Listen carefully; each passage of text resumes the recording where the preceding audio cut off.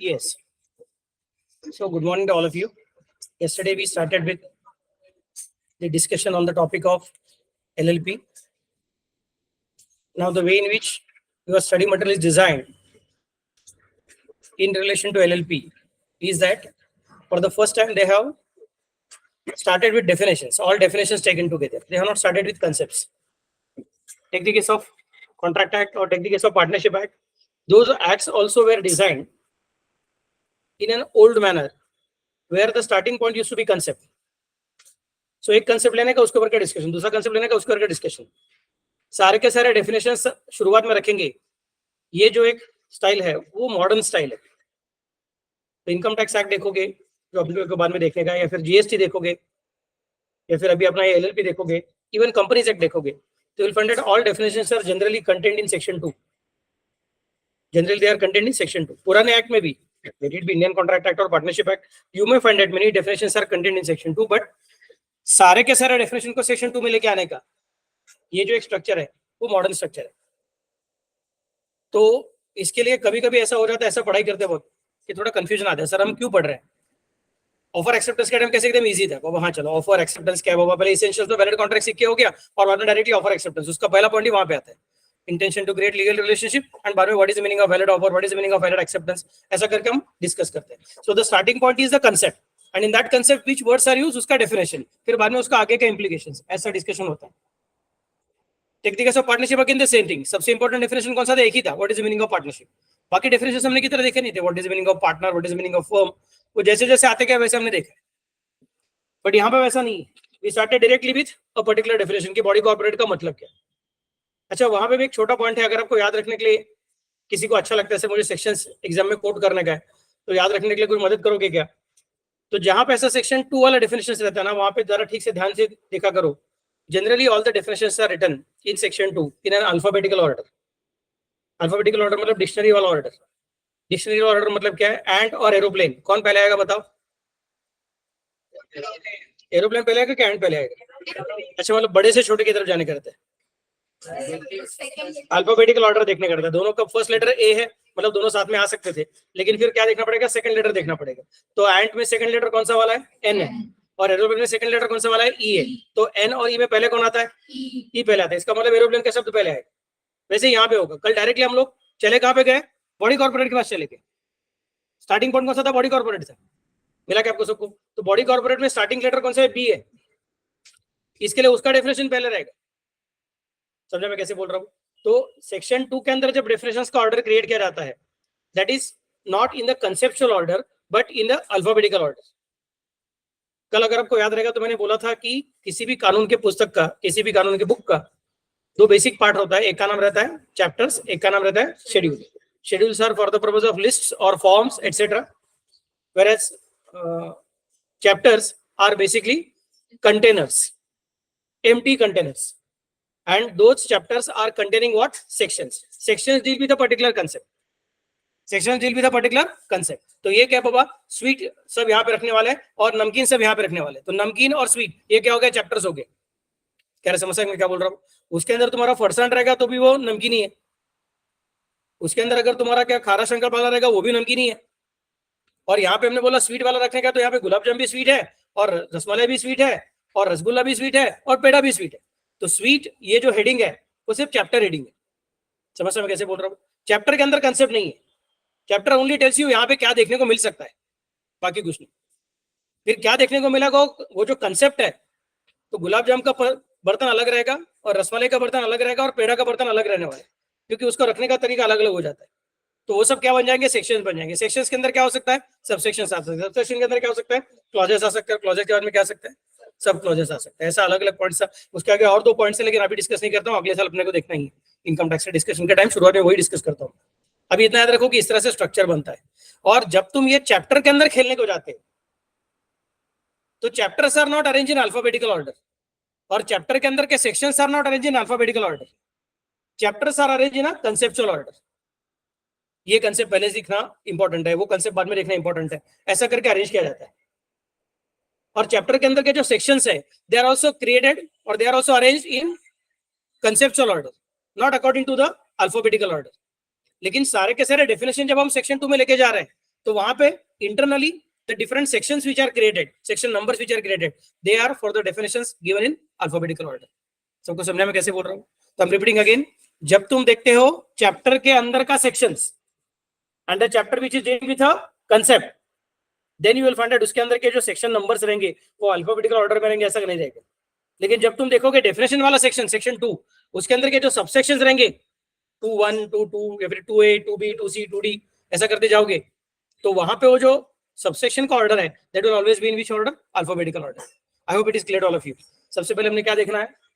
कानून की किताब देखनी है. कानून की किताब कैसी है? ऐसे जैसी है कि पोएम जैसी है? कैसी है कि ऐसे भी नहीं है पोएम भी नहीं है? ऐसे में पैराग्राफ्स रहते हैं, पोएम में स्टैंजास रहते हैं, स्टैंजास को नंबरिंग किए जाते हैं. क्या समझ सकते हैं क्या बोल रहा हूं? याद है ना ऐसा कुछ बचपन में? पोएम, कोई पोएम बोलेगा, बाबा पोएम बोलो, मुझे क्या फर्क पड़ता है? What is important is you understanding how the structure is created. So it is easy for you to directly go to a particular stanza. तो बनी मुझे 4th स्टैंजा के बारे में डिस्कशन करना है, 5th स्टैंजा के बारे में डिस्कशन करना है. It is possible for you to go for that. ऐसे में कैसे रहता है? It is arranged in a different paragraph wise orders, और उसके अंदर फिर अलग अलग पैराग्राफ किसी एक कंसेप्ट के साथ डील करते रहेंगे, तो उस पैराग्राफ का जो अलग अलग क्लस्टर है उसको एक छोटा सा हेडिंग रह सकता है. फिर से एक बार, that's how you create the structure of an essay और that of a poem. But कानून की किताब जो है बहुत कॉम्प्लिकेटेड किताब है.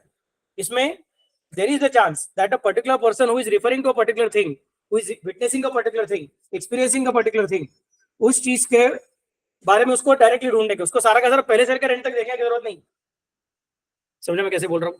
तो डायरेक्टली उसको समझ में आना चाहिए कि कौन से पेज में मुझे मेरी सिचुएशन मिलने को आ जाएगी, उसको पेज नंबर फट से पता रहना चाहिए. समझने में कैसे बोल रहा हूँ? तो उसके लिए क्या करना पड़ेगा? तो इंडेक्स क्रिएट करना पड़ेगा. इंडेक्स में क्या रहेगा? फिर हमेशा की तरह नाम रहेगा कंसेप्ट का और बाद में पेज नंबर रहेगा. लेकिन सिर्फ नाम और पेज नंबर रहेगा तो नाम किधर किधर ढूंढने का डिफिकल्ट जाएगा समझने के लिए. नाम का ऑर्डर कैसा है, अल्फाबेटिकली क्या है, वो समझ में नहीं आएगा. हम बोलेंगे फिर क्या है, वो अलग अलग कंसेप्ट है ना, उसका हम लोग क्लस्टर बनाएंगे. जो कंसेप्ट एक दूसरे से रिलेटेड है उनको सबको हम लोग एक चैप्टर हेडिंग डालेंगे. जैसा हम लोग अपने ऐसे में अलग अलग पैराग्राफ जो एक ही कंसेप्ट से डील करते हैं उसको हम लोग क्या करते हैं? पैराग्राफ हेडिंग डालते हैं. समझ में कैसे बोल रहा हूँ? वैसे यहाँ पे भी क्या, चलो ये क्या फीचर्स है, ये क्या एडवांटेजेस है, वो क्या डिसएडवांटेजेस है, ये क्या क्रिटिसिज्म है. इकोनॉमिक्स में आपने देखा रहेगा ना, ऐसा दिखा रहता है. समझने में कैसे बोल रहा हूँ? You are talking about the statement of law, then you are talking about statistical data, then that is table, then you are talking about diagram, then you are talking about advantage क्या तुम्हारा features, and then criticisms, exceptions वगैरह वगैरह अलग अलग point. तो ये क्या exception क्या है तुम्हारा? चैप्टर हेडिंग ऐसा सोच के देखो. समझने में कैसे बोल रहा हूँ? तो अलग अलग पॉइंट्स वहां पे आ गए. चलो भैया ठीक है. फिर बाद में क्या है, मतलब अभी अपने अलग अलग कंसेप्ट से, कंसेप्ट का नाम था, उसके साथ उसका पेज नंबर था, फिर जो जो कंसेप्ट एक दूसरे से मेल खाते हैं उनको सबको क्या डाल दिया हमने? कंसेप्ट हेडिंग, मतलब क्या? चैप्टर हेडिंग डाल दिया. और फिर बाद में वो जो अलग अलग पॉइंट्स है तुम्हारे उसको सबको क्या कर दिया हमने? नंबरिंग डाल दिया लेफ्ट साइड में. सो लेफ्ट साइड में एक नंबर रहेगा, राइट साइड में एक नंबर रहेगा. राइट साइड का नंबर क्या रहेगा? Page number. और लेफ्ट साइड का नंबर क्या रहेगा? Section number. समझने में कैसे बोल रहा हूँ? और सभी सेक्शन जो एक दूसरे से मेल खाते हैं, एक दूसरे से रिलेटेड है, जिनका आपस में पढ़ना जरूरी है, उनको सबको क्या डालेंगे? ऊपर एक chapter heading. So now it is easy for you to understand कि मेरा जो सिचुएशन है, this situation is let us say related to dissolution. So let me check the chapter of dissolution. I need not look at the chapter of incorporation. I need not look at the chapter of registration. I need not look at the chapter of implausibility of partners. It is easy for me to directly look into that chapter. फिर मैं क्या करूंगा? Index में जाके देखूंगा dissolution, dissolution अच्छा इधर है डिसोल्यूशन. फिर मुझे कौन सा डिसोल्यूशन देखने का है? I want to talk about dissolution by order of court. तो मुझे वो वॉलंटरी डिसोल्यूशन के बारे में देखने की जरूरत नहीं है. तो देन मैं चेक करूंगा डायरेक्टली सेक्शन नंबर कौन सा है लेफ्ट साइड में, और पेज नंबर करूंगा चेक करूंगा राइट साइड में, and then it is easy for me to directly go on to that particular page. This is how the book of law is referred to. नहीं तो पूरा page हमेशा कुछ भी situation आ गया पहले पेज से लास्ट पेज से पढ़ने का, और तुम्हारा जो सिचुएशन है बराबर लास्ट पेज पे रहेगा तो पागल हो जाओगे. स्पेशली कंपनी एक्ट ऐसा बुक रहेगा या फिर तुम्हारा इनकम टैक्स एक्ट ऐसा बुक रहेगा तो पागलपन का मतलब डेली पागल हो जाएगा. समझ लीजिए. तो वो सब झंझट नहीं आना चाहिए. हमने क्या किया? उसका स्पेशल अरेंजमेंट किया हुआ है. यस्टरडे भी डिस्कस दैट टॉपिक. उसमें और एक चीज मेरा बताने का रह गया था. कौन सा वाला? कि सेक्शन 2 के अंदर तुमको अगर सेक्शन सबसेक्शन याद रखने का रहेगा तो याद क्या रखा करो? They are generally in alphabetical order. This is not the case with contract act. This is not the case with sale of goods act. वो पुराने वाले कानून. सॉरी, सेल ऑफ गुड्स तुम्हारा चालू ही होता है, बाद में चालू होता है. It is not starting with section 2. Sale of Goods Act is a part of Indian Contract Act. Once upon a time, it was a part of Contract Act, and then it was removed separately and created as a separate Sale of Goods Act. तो उसमें section 2 तुमको मिलेगा ही नहीं वहाँ. उसका starting section ही अलग है. समझने में कैसे बोल रहा हूँ? वो इंटरनल ऑर्डर्स को फिर भी मैनेज करने का कोशिश करेगा, बट ये जो मैं तुमको परफेक्ट स्ट्रक्चर बता रहा हूँ, ये परफेक्ट स्ट्रक्चर मॉडर्न कानून का पेशेंट है. पुराने कानून में जहां तक हो सके वहां तक किया था. फिर बाद में धीरे धीरे समझना चालू हो गया कि अभी अपने नए नए कानून जो है वो ज्यादा कॉम्प्लिकेटेड बनते जा रहे हैं. So it is better that we are going to create a very rigid structure. So now modern कानून you will find that they are always following this particular structure. So LLP Act is following that structure very perfectly. Clear to all of you? तो एक last time repeat करूंगा, मुझे confusion नहीं चाहिए. Chapter के अंदर के सेक्शंस है, they are arrange in conceptual manner, और सेक्शन 2 के अंदर का डेफिनेशन जो है वो उनका सबसेक्शन जो है, तो subsections are arrange in alphabetical order. वहां पे कंसेप्चुअल देखने के लिए, इसलिए कल हमने पहले क्या देखा, body corporate, directly body corporate देखा. और अगला सेक्शन जो है, अगला डिस्कशन जो कर रहे थे, उसका पहले डेफिनेशन क्या, कुछ रिलेशनशिप नहीं रहेगा तो भी चलेगा, because they are not talking about relation between the first para and second para. They are talking about first para talks about this concept, second para talks about that concept, but उनका नाम जो है, उनका spelling जो है, वो alphabetical order में ऐसे ऐसे आ, इसलिए भाई ये कंसेप्ट पता है, फिर वो कंसेप्ट पता है. दो कंसेप्ट के बीच में आपस में क्या रिलेशनशिप है वो ढूंढने की कोशिश मत करो. बाद में इनको सबको, ये अलग अलग फूल है, ये चमेली का फूल है और ये क्या तुम्हारा शेवंती का फूल है, तो कुछ अलग अलग फूल. हम सिर्फ पहले क्या कर रहे हैं, आपको फीचर बता रहे हैं, ये अलग अलग फूल है. फिर तुमको जब उसका हार बनाने का है तो बाद में अलग अलग सेक्शंस आएंगे, तब डिस्कशन करेंगे उसका क्या करने का क्या नहीं करना. तो इसके आगे जब कभी हमको एलएलपी एक्ट में बॉडी कॉर्पोरेट ऐसा शब्द आएगा तो तुम्हारे दिमाग में आना चाहिए कि बॉडी कॉर्पोरेट का मतलब इधर बताया हुआ था. समझा मैं कैसे बोल रहा हूँ? Is it clear all of you? That's how the definitions are given. चलो let me go ahead now with the next part. ये सब हुआ था, ये भी हो गया था. उससे मेरे ख्याल से मैंने एक पर्टिकुलर डिस्कशन किया हुआ नहीं था, एक पर्टिकुलर शब्द का मैं बोला था यस, अभी आज करने वाला हूँ, लेकिन पहले बाकी के डेफिनेशन पूरा कर दे, फिर उसके बारे में बात करता हूँ. कल क्या किया था हमने, बिजनेस हो गया था ना रे, कि नहीं हुआ था? हाँ बिजनेस हो गया था. डेजिग्नेटेड पार्टनर झालं होतं, एंटिटी पण झालं होतं, फायनान्शियल इयर पण झालं होतं ना. हाँ यस, फायनान्शियल इयर झालं होतं, शाबाश, very good. Now foreign LLP. Foreign LLP मतलब क्या, ये ऊपर बॉडी कॉर्पोरेट नाम का जो डेफिनेशन आया था ना रे, उसके अंदर बोला था देखो एलएलपी इनकॉर्पोरेटेड आउटसाइड इंडिया, मिला क्या आपको सबको? ओके, तो बाद में यहाँ पे फिर से एक बार उन्होंने एक नया डेफिनेशन दिया हुआ है, what is the meaning of foreign LLP. Now if you are looking into the section numbers, probably we can see how the things are working. Body corporate B वाला था इसलिए पहले आया था, और उसके बाद में कौन था तुम्हारा, बिजनेस का बीयू है, इसलिए उसके बाद में आया हुआ है. मिला क्या आपको सबको? और बाद में डेजिग्नेटेड में तो बी है ही नहीं, तो डी वाला है, इसलिए उसके बाद में आ गया. मिला क्या आपको सबको? So it will be easy for the purpose of remembering. कोशिश क्या करने का, पहले नंबर्स, बेसिक नंबर याद रख देने का, तो भाई ये वाला नंबर अपने को याद रखने का. इसके आगे का फिर अगला दो सेक्शन जो है वो एक एक सेक्शन छोड़ के नंबर है, तो it is easy for the purpose of remembering. For example यहाँ पे कौन सा है, बॉडी कॉर्पोरेट वाज 2D और बाद में बिजनेस इज डायरेक्टली 2E. मिला क्या आपको सबको? मतलब इस पर्टिकुलर कानून में BO के बाद डायरेक्टली BU आया हुआ है, क्योंकि डिक्शनरी तो है नहीं, डिक्शनरी का टेक्निक फॉलो कर रहा है, बट BO के बाद BU सर कैसे आ गए, बीच में कोई वर्ड्स नहीं है क्या? बहुत सारे रहेंगे, बट उसका डेफिनेशन देने का हमको जरूरत नहीं पड़ा है. क्या समझ सकते क्या बोल रहा हूँ? तो जिनका डेफिनेशन देने का मन करता है, क्योंकि यहाँ पे कंफ्यूजन हो सकता है, आप अपने दिमाग से कुछ नया नया डेफिनेशन ला सकते हो, अपने दिमाग से कुछ अलग इंटरप्रिटेशन करके खाली फुकट बाद में कोर्ट का वक्त जाया करने को आ सकते हो कि मुझे लगा ये शब्द का मतलब ये रहेगा, तो हम पहले बता करके बाबा नहीं रहेगा, हम लोग जब ये शब्द यूज करें इसका मतलब ये है, तो तेरा दिमाग चला के बाद में कोर्ट के पास फिर से बार आप पूछने को मत सर ये बराबर है कि गलत है करें. समझा मैं कैसे बोल रहा हूँ? कोर्ट के पास ऑलरेडी बहुत सारा काम रहता है, फिर वो तारीख की और तारीख आएगा तो गलत देते बैठेगा, उसका कुछ मतलब नहीं. समझा मैं कैसे बोल रहा हूँ? उससे अच्छा पहले तो समझ ले हम जब ये शब्द यूज करते हैं तो उसके पीछे का लॉजिक क्या रहता है. Is it clear all of you? So business आ गया, डेजिग्नेटेड पार्टनर आ गया, एंटिटी आ गया, फाइनेंशियल ईयर आ गया.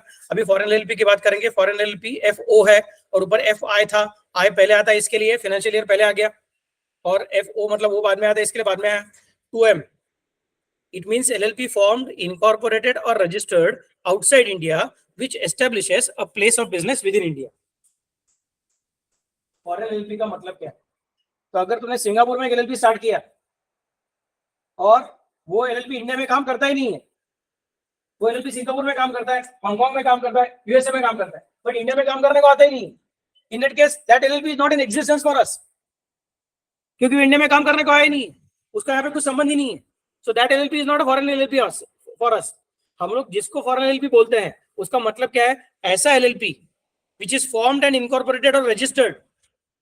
वर्ड कैसा है, फॉर्म, इनकॉर्पोरेटेड और रजिस्टर्ड. इनकॉर्पोरेटेड एंड रजिस्टर्ड बोला हुआ नहीं, और रजिस्टर्ड बोला हुआ, क्योंकि अलग अलग देश के अलग अलग कानून रह सकते हैं. कोई कोई बोलेगा नहीं आपको सिर्फ एलएलपी रजिस्टर करवाने का है, इनकॉर्पोरेट करने की जरूरत नहीं है, मतलब कानून के सहारे से करने की जरूरत नहीं है. जैसे इंडियन पार्टनरशिप एक्ट वाला रहता है, तुम लोग पहले एग्रीमेंट करवा लो, हमको जो रजिस्टर करवा के ले लो.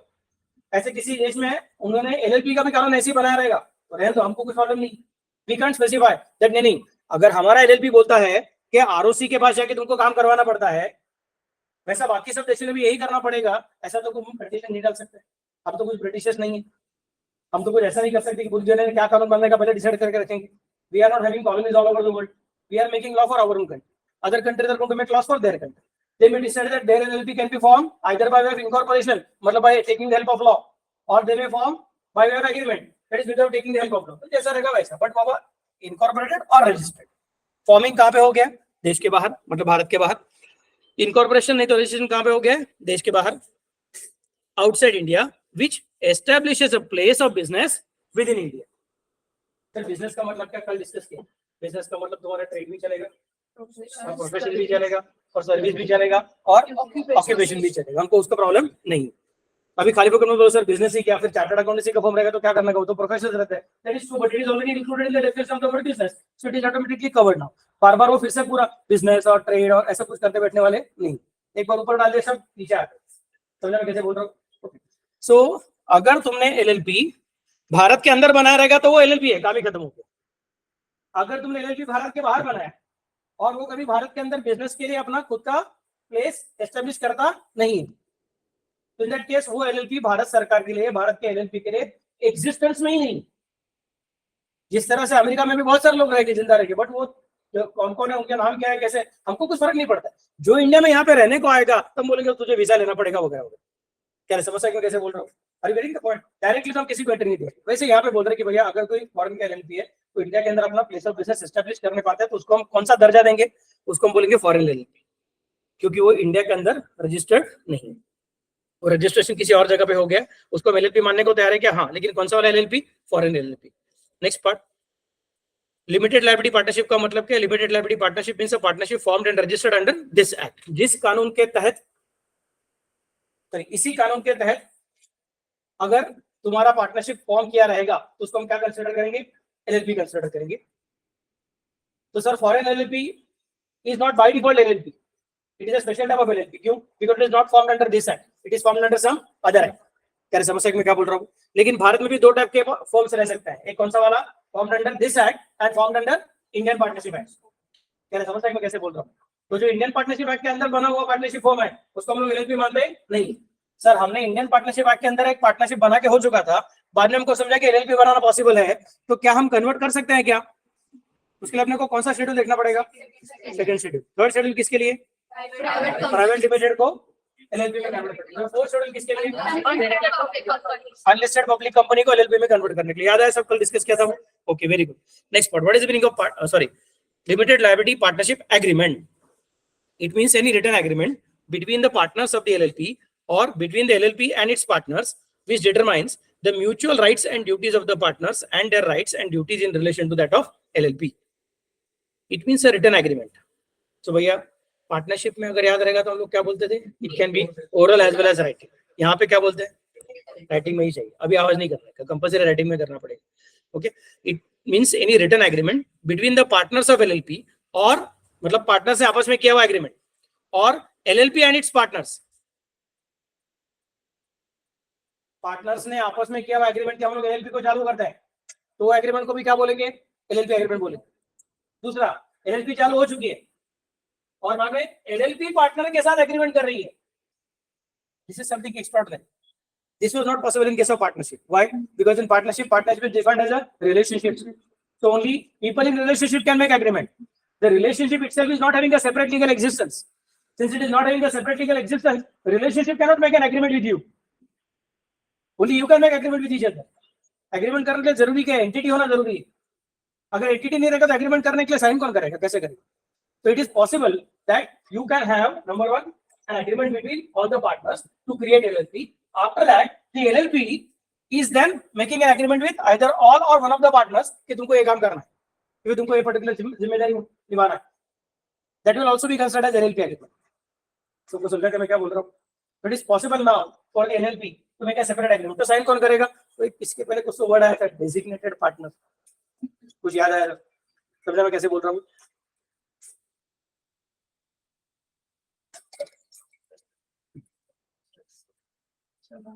तो ये नया सिस्टम ऑटोमेटिकली क्रिएट हो गया. कल मैंने बोला था कि this is a new creature और स्टडी मटेरियल उसके लिए कौन सा शब्द यूज करते हैं? Corporate business vehicle. अगर याद रहेगा तो हमारा पार्टनरशिप एक्ट कैसा है? गियर वाला गाड़ी. समझा मैं कैसे बोल रहा हूँ? क्लच दबाओ और बाद में गियर चेंज करो, क्लच दबाओ बाद में गियर चेंज करो। और एलएलपी कैसा वाला है? बिना गियर का गाड़ी, ऑटो गियर वाला है। समझा मैं कैसे बोल रहा हूँ? What idea? अरे कुछ तो बोलो। इसका सिस्टम थोड़ा सा अलग तरीके से चलता है। Next, and its partners, which determines the mutual rights and duties of the partners and their rights and duties in relation to that of LLP. उनका आपस में एक दूसरे के साथ क्या राइट्स एंड ड्यूटीज है और उनका एलएलपी के साथ क्या राइट्स एंड ड्यूटीज है, वो बताने के लिए जो बनेगा वो क्या बन गया तुम्हारा? एलएलपी का एग्रीमेंट बन गया। नेक्स्ट वन क्या हो गया बच्चा? तो क्या? First bench, second bench, third bench, fourth bench, fifth bench, fifth bench की सेकंड बच्ची। हाँ नहीं ठीक, चेहरा एकदम बेचारी का, क्या रे कब कब खत्म होगा ये सब सीए फाउंडेशन? थक गया तो बता दे। अभी मेरा सिलेबस थोड़ा सा बाकी है तो मैं ऐसा मतलब थोड़ा टाइम पास भी कर सकता हूँ, टेंशन मत ले। लेकिन जिसको मैं टाइम पास बोलता हूँ वो टाइम पास करूंगा, जिसको तुम टाइम पास बोलते हो वो टाइम पास करूंगा, इसका गारंटी नहीं है। ओके जी, नेक्स्ट पॉइंट, पार्टनर। पार्टनर का मतलब क्या है? Section 2 subsection Q। Partner in relation to LLP means any person who becomes a partner in the LLP in accordance with LLP agreement. LLP के एग्रीमेंट के तहत जो एलएलपी का पार्टनर बनता है वो पार्टनर कहलाया जाए। तो पार्टनर बनने के लिए जरूरी क्या है? तो उस एलएलपी एग्रीमेंट के सिग्नेटरी रहना चाहिए। समझे मैं कैसे बोल रहा हूँ? सर एलएलपी ने किसी को अपॉइंट किया हुआ है टू बिकम द सेल्समैन और to become the sales manager, तो LLP is making an agreement. Can it be considered as a partner? No sir, but agreement है ना। Yes, but it is not an agreement which defines the relationship between the partners, their mutual rights or their rights against LLP or LLP's rights against them. So that agreement is not considered as a partnership agreement. That's why that agreement, sorry, that person will not be considered as partner. LLP ने जिसने जिसके साथ agreement किया है वो सारे के सारे लोग ऑटोमेटिकली पार्टनर नहीं बनते। LLP ने जिसके साथ पार्टनरशिप का एग्रीमेंट किया है वो लोग पार्टनर बनते हैं। Clear? Next part, non applicability of Indian partnership act of 1932 section 4। Section 4 ने क्लियर इंस्ट्रक्शन दे दिया भैया। सेक्शन 4 इंडियन पार्टनरशिप एक्ट का किसकी बात करता है? Definition of partnership. और एलएलपी का सेक्शन 4 क्या बोलता है कि वो वाला एक्ट यहाँ पे लेके मत आओ। क्या समझ में क्या बोल रहा हूँ? Save as otherwise provided the provisions of the Indian partnership act 1932 shall not apply to LLP. क्या ब्यूटीफुल वर्डिंग है, सेव एज अदरवाइज प्रोवाइडेड। बच्चों लोग को स्टडी मॉडल पढ़ने को गुस्सा क्यों आता है, कंटाला क्यों आता है? आशीष सर ऐसा सब save as otherwise provided, but you will have to understand this particular thing. This is how law language is specified. तो बोलते कि अगर कुछ स्पेसिफिकली बोला हुआ रहेगा कि यहाँ पे इंडियन पार्टनरशिप एक्ट अप्लाई होने वाला है तो इन दैट केस वहां पे इंडियन पार्टनरशिप एक्ट अप्लाई करो। लेकिन जहां पे अगर स्पेसिफिकली बोला हुआ नहीं है इन that case Indian partnership act को लेके मत आओ। मतलब by default Indian partnership act is not applicable for LLP, but in this entire LLP का कानून, in this entire law of LLP, if somewhere they are mentioning that the rights of partners will be just like Indian Partnership Act, तो वैसे नहीं बोलने का लगा कि sir आपने शुरुआत में बोल कर रखा था सेक्शन 4 में कि Indian partnership act is not applicable, तो मैं कैसे पढ़ सकता हूँ इसको? नहीं पढ़ सकते, बिकॉज हमने खुद ही बोला कि राइट्स ऑफ द पार्टनर के लिए उधर जा। तो सेव एज अदरवाइज प्रोवाइडेड, तो अदरवाइज कुछ प्रोवाइड किया रहेगा तो उसको सेव करना है, उसको मिटा मत देना, उसको डिलीट मत करना, उसको सेव करना। क्या समझ सकते कैसे बोल रहा हूँ? Save as otherwise provided the provisions of Indian partnership act are not applicable. मतलब wherever it is clearly provided that Indian Partnership Act should be applicable, there it will be applicable. क्या समझ सकते हैं क्या बोल रहा हूँ? इसका और एक एक्सप्रेशन कौन सा रहता है? Notwithstanding anything contained otherwise, ऐसा कुछ तो रहता है। समझ मैं क्या बोल रहा हूँ? सेव एज अदरवाइज प्रोवाइडेड का मतलब क्या हो गया कि अगर इंडियन पार्टनरशिप एक्ट यहाँ पे एप्लीकेबल होगा ऐसा बोला रहेगा तो वहां पे एप्लीकेबल करो। लेकिन जहां जहां पे ऐसा नहीं बोला रहेगा वहां पे इंडियन पार्टनरशिप एक्ट के अंदर उसका प्रेसिडेंस, उसका कंसेप्ट, उसका लॉजिक ढूंढने को मत जाओ। समझा मैं कैसे बोल रहा हूँ? क्योंकि एलएलपी का खुद का लॉजिक अलग है। कुछ कुछ जगह पे हम लोग शायद इंडियन पार्टनरशिप एक्ट से बोरो करेंगे और उस वक्त हमको फिर से लिखने का घंटा लगाएगा तो हम बोलेंगे लुक एट आवर पार्टनरशिप है। समझा मैं कैसे बोल रहा हूँ? Okay, next part, partners, section 5। Any individual or body corporate may be a partner in an LLP, however an individual shall not be capable of becoming a partner of an LLP if he has been found to be of unsound mind by a court of competent jurisdiction and the finding is in force। मतलब वो पागल है ऐसा court ने already declare किया हुआ है और अभी तक उसका वो जो मेंटल हॉस्पिटल रहेगा या फिर उसका जो डॉक्टर रहेंगे उन्होंने सर्टिफिकेट दिया हुआ नहीं है कि now he has become again normal, और कोर्ट ने अप्रूव किया हुआ नहीं है, तब तक वो पागल ही है। याद रखना, हम तब तक पागल रहेंगे जब तक कोर्ट ने फिर से अपने को अप्रूव नहीं किया रहेगा कि आप साउंड माइंड के बन चुके हो। तो even if you are sound, still If that sound is not heard by code, then your sound is unsound. समझा मैं क्या बोल रहा हूँ? Okay. Then comes the next part. He is there. हाँ बोला. तुम्ही कुठल्या एरियामध्ये राहताय त्याच्यावरती कुठल्या कोर्टाचा अथॉरिटी आहे ते बघायला लागणार तुम्हाला. समजलं का? ज्यांची अथॉरिटी आहे ते the one who is competent to decide. समझे क्या मैं क्या बोल रहा हूँ? Next, he is an undischarged insolvent. बाबा लोग, अनडिस्चार्ज शब्द इंपॉर्टेंट है. मतलब क्या?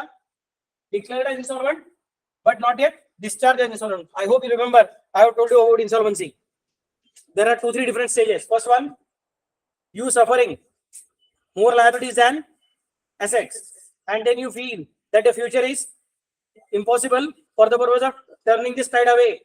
You are accepting this fact that चलो अभी ये गेम अपने को खत्म करना ही पड़ेगा. हार के तो हार के बाहर निकलेंगे. अभी ये गेम खत्म करेंगे. इस लाइन को फुल स्टॉप देंगे. बाद में नया लाइन फिर से चालू करेंगे, बट इसको भी फुल स्टॉप देना पड़ेगा. इसी एसेट्स को यूज करके मैं नया इनकम जनरेट नहीं कर सकूंगा इतना वाला कि मैं इस लायबिलिटी को पे कर सकूंगा.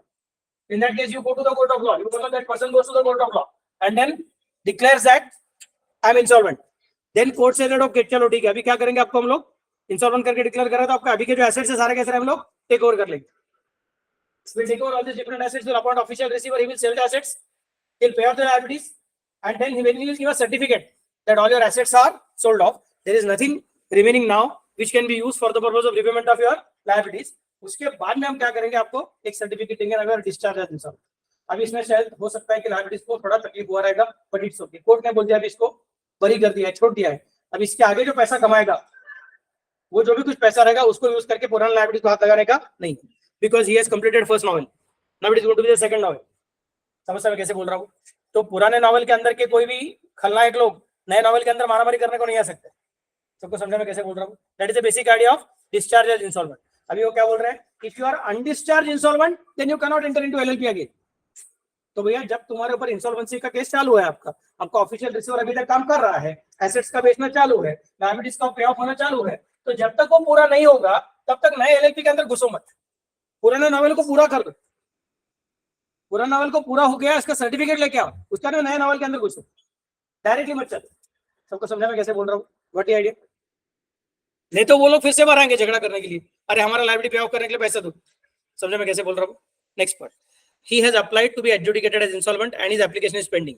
पहला वाला अनडिस्चार्ज इंसॉल्वेंट मतलब क्या है? कोर्ट ने एक्सेप्ट किया था, एप्लीकेशन एक्सेप्ट करके हो गया था, ऑफिशियल रिसीवर अप्लाई करके हो गया था, ऑफिशियल रिसीवर का काम चालू था, उसने अभी तक काम पूरा हो गया, ऐसा सर्टिफिकेट दिया नहीं है, इसलिए कोर्ट ने अभी तक आपको एडजुडिकेशन दिया हुआ नहीं. क्या समझ सकते मैं क्या बोल रहा हूँ? तो you are undischarge insolvent, that is the second category. Third category में सर अनडिस्चार्ज इंसॉल्वेंट नहीं है, he has applied for declaration as insolvent and application is pending. Application is pending. बोलेंगे ठीक है, अभी खुद ही बोल रहा है ना कि पुराना नॉवेल बंद करना चाहता है, तो जब तक पुराना नॉवेल बंद नहीं करेगा तब तक नया चला. सर लेकिन पुराना नॉवेल बंद करने का अभी तक कोर्ट ने अप्रूव नहीं किया है ना. बोलेंगे sorry, now you have applied ना, थोड़ा शांत हो जाए, अभी ये सब पूरा करते हैं. ये नहीं बोल रहे कि तुझे जिंदगी में नए सिरे से फिर से बार जिंदगी चालू करने का हक नहीं है. हम सिर्फ ये बोल रहे हैं कि अभी पुराना कॉम्प्लिकेशन हो गया है ना, जरा उसको पहले सॉल्व तो कर दो ठीक से, उसका ना नया आ जाए. हम आपको अपना जिंदगी में फिर से एक बार नया रिस्क उठाने का, नया आइडियाज अप्लाई करने का ताकत आपसे कैंसिल नहीं करवा रहे, आपको पूरा ताकत देने वाले. लेकिन आप भी जरा टेम्पररी पीरियड के लिए रुक जाओ. You already applied for it, that means you already knew that probably things have not worked in your favor in the past. Then you at least first of all complete the thing properly. Don't say that sir anyway मेरा court accept किया नहीं तो फिर किसी को पता ही नहीं मैं इंसॉल्वेंट हूं कि नहीं करके. जब मैं फिर से रूटी मारता हूं, बोलेंगे नहीं यार, you are a dangerous fellow, you have already done certain things which you could not complete properly, so others are probably going to suffer. Then we are not allowing you to again enter into new partnerships etc. Is it clear to all of you? यहाँ पे तो LLP का सहारा लेने वाला. There is a chance that you will immediately transfer all your assets in the name of LLP, so that your current liabilities who are anyway going to get those assets because they are supposed to be sold, suddenly you will find that अभी वो asset मेरा नहीं, वो LLP का हो चुका है. क्या समझ सकते मैं कैसे बोल रहा हूँ? तो अपने assets को बचाने के लिए तो LLP का सहारा लेने का ये हम लोग अलाउ नहीं करने वाले. इधर इंसॉल्वेंसी डिक्लेयर कर रहा हूँ, कोर्ट में एप्लीकेशन कर रहा हूँ, और इमीडिएटली मैंने क्या कर रहा हूँ, एलएलपी में उतर के सारे के सारे एसेट यहाँ पे कैपिटल कॉन्ट्रीब्यूशन करके दिखा देता हूँ. फिर बोलूंगा अभी एसेट मेरा नहीं, अभी किसका है? एलएलपी का. क्या समझ सकते कैसे बोल रहा हूँ? और एलएलपी में पार्टनर कौन है? मैं और मेरी वाइफ. क्या समझ सकते कैसे बोल रहा हूँ? तो यार ये सॉल्मन वर्सेस सॉल्मन वाला गड़बड़ लेके नहीं आने का है हमारे पास. हम पहले बोल कर रख रहे हैं, if you applied for it ना, then whether your application is pending और नॉट, अप्लाई हो गया तो भाई काम खत्म, stop it. wait, get adjudicated as insolvent, completely discharged as insolvent, and then we are going to say that अभी ठीक है, अभी नए सिरे से चालू करो. Okay. So this is basically for the purpose of saving third parties, nothing more than that. Next is minimum number of partners. Every LLP shall have at least 2 partners. तो इसके जैसे थोड़ा बहुत partnership act के जैसा मिला कर आपको सबको. Every LLP should have minimum 2 partners. Next, if at any time the number of partners of LLP is reduced below 2, मतलब कोई पार्टनर एक्सपायर हो गया तो पार्टनरशिप में क्या होता है, इमीडिएटली डिसॉल्व हो जाता है. पार्टनरशिप इमीडिएटली डिसॉल्व हो जाता है, ऑटोमेटिक है वो. When any partner expires or retires and there are only 2 partners and one of them is expiring or one of them is retiring, then by default partnership gets dissolved. But take the case of LLP, यहाँ पे हम क्या बोल रहे हैं, if at any time the number of partners of LLP is reduced below 2 and LLP carries on the business for more than 6 months while the number is so reduced, then the person who is the only partner of the LLP during that time that it so carries on the business after those 6 months and has a knowledge of the fact that the carrying on of the business with him alone shall be liable personally for the obligations of the LLP incurred during that period. Indirectly they are telling you अगर कोई partner expire हो गया 2 partner वाले LLP में से, तो LLP immediately dissolve नहीं होता है. 6 महीने तक उसको जिंदा रखना पॉसिबल है. क्या समस्या में कैसे बोल रहा हूँ, indirectly they are telling you in that manner. और 6 महीने के बाद में भी जो जिंदा वाला पार्टनर वो उस LLP को कंटिन्यू करते रहता है. जो जिंदा वाला पार्टनर है जो उस LLP को कंटिन्यू करते रहता है और उसको पता है कि दूसरा पार्टनर अभी है नहीं, then he cannot take the shield of LLP stating that my private property is not liable for the purpose of debts which I have incurred for the on behalf of the LLP when one of the partner has already expired. क्या समझ सकते हो कैसे बोल रहा हूँ. This problem is only for that LLP which is having only 2 partners and one of them has expired. क्या समझ सकते हो कैसे बोल रहा हूँ. और मे भी रिटायर वगैरह करे. तो अगर ऐसा हो जाता तो हम बोलेंगे भैया देखो आपको 6 महीने का टाइम दिया हुआ है, 6 महीने के टाइम के अंदर अगर कुछ ट्रांजैक्शंस होते हैं, आपको पता है कि दूसरा पार्टनर नहीं है, आपको पता है कि दूसरा पार्टनर नहीं, फिर भी आपने कुछ नया ट्रांजैक्शन किया हुआ रहेगा, तो भी 6 महीने के अंदर के ट्रांजैक्शन के लिए हम लोग अपने प्राइवेट प्रॉपर्टी को पर्सनल प्रॉपर्टी को अटैच करने वाले नहीं. बट 6 महीने के बाद में भी ट्रांजैक्शन करते रहोगे knowingly that other partner is not there, तो हम बोलेंगे in that case for all those transactions after the period of 6 months from the exit of one of the partners, for all those transactions after 6 months, remember, not after the exit, but exit के बाद का 6 महीने के बाद का जो transaction, exit के बाद के सारे के सारे ट्रांजैक्शन को मत पकड़ो. exit के बाद के 6 महीने के ट्रांजैक्शन को छोड़ दो, उसके लिए सिर्फ LLP का प्रॉपर्टी लायबल है. बस exit के बाद 6 महीने के बाद जो ट्रांजैक्शन किए रहेंगे एक पार्टनर ने without knowing, sorry, despite the fact that he was knowing that the other partner is not there, फिर उसका पर्सनल प्रॉपर्टी लायबल कर सकते. सर ये तो नॉर्मल है ना कि पार्टनर एक्सपायर होगा तो मालूम पड़ ही जाएगा. yes, what you are saying is true, but there is a chance that LLP may be made of 2 different partners who are staying at 2 different continents and they are supposed to look only at the business at their continent, not at the other person. And at the end of the year, they assimilate or maybe assemble or the consolidate all the transactions, find out the profit or loss, and then they do the transaction, and then they decide the profit share. हो सकता है क्या? हाँ हो सकता है. तो भैया तू मेरा LLP का पार्टनर है, मैं तेरा LLP का पार्टनर हूँ, मैं एशिया में काम करूंगा और तू अमेरिका में काम करेगा.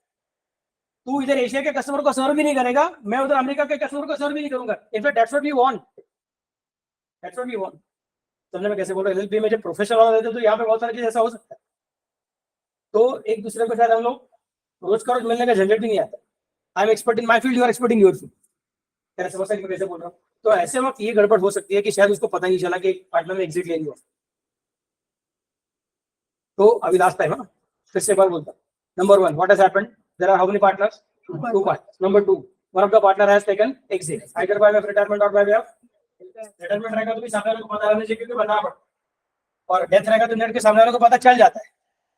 घर के लोग बता ही देंगे भैया ऐसा ऐसा हो चुका है वगैरह करके. व्हाट्सएप में मैसेज चला ही जाएगा. समझने में क्या बोल रहा हूँ. या फिर एक दूसरे को फोन करते रहेंगे तो फोन नहीं उठा रहा है, क्या नहीं हो रहा है करके बात समझ में आ ही जाएगा. एक दूसरे को ईमेल करते रहेंगे तो नेट के समझ में आ ही जाएगा. But there is a chance that a partnership may be so systematic, so diverse also, that एक जगह पे दूसरी जगह पे एक दूसरे को कुछ कम्युनिकेट करने का जरूरत नहीं पड़ती. क्या समस्या क्यों कैसे बोल रहा हूँ? तो हमने बोल कर रखा है in this remote situation there were two partners, one of them has taken exit and the other partner is unaware of the same and he continues to do the business, then the question is actually speaking it's a proprietary concern. क्या समस्या क्यों कैसे बोल रहा हूँ? तो proprietary concern मतलब automatically क्या बन जाता है? Unlimited line. मतलब उसके पर्सनल प्रॉपर्टी को पकड़ना चाहिए, क्या पकड़ना चाहिए? समस्या कैसे बोल रहा हूँ बोलते, लेकिन ठीक है हमने आपको 6 महीने का पीरियड देकर रखा, उस पीरियड के अंदर आपने कुछ ट्रांजेक्शन करेंगे तो एलएलपी का प्रॉपर्टी पकड़ा जाएगा, आपका पर्सनल प्रॉपर्टी पकड़ा नहीं जाएगा। 6 महीने के बाद में क्या? 6 महीने के बाद में पूछेंगे did you enter into the contract despite of the fact that you are knowing that the other party is not there? बोलते yes I was knowing that he is not there, but still I continue to do the transaction. फिर आपका personal property will be back. Sir नहीं I was not knowing that he has already taken exit, फिर आपका personal property liable नहीं होगा, but it is going to be very difficult to prove कि 6 महीने तक तुमको पता नहीं कि तुम्हारा दूसरा पार्टनर ऑलरेडी एग्जिट हो चुका है। तेरे समस्या क्यों कैसे बोल रहा हूँ? तो generally we can specify that up to 6 months there is a immunity. After 6 months, immunity can be sought only if you can prove that you are completely unaware of the exit of the other partner and you are still believing that the LLP is going on in good faith. क्या समझ सकते हो कैसे बोल रहा हूँ? Next part. The next question है section 7. Designated partner का मतलब क्या है? Every LLP shall have at least 2 designated partners who are individuals and at least one of them shall be resident in India. तो जो एलएलपी में basically 2 partners ही है, उसके दोनों पार्टनर को डेजिग्नेटेड पार्टनर बनना पड़ता है। क्या समझ सकते हैं क्या बोल रहा हूँ?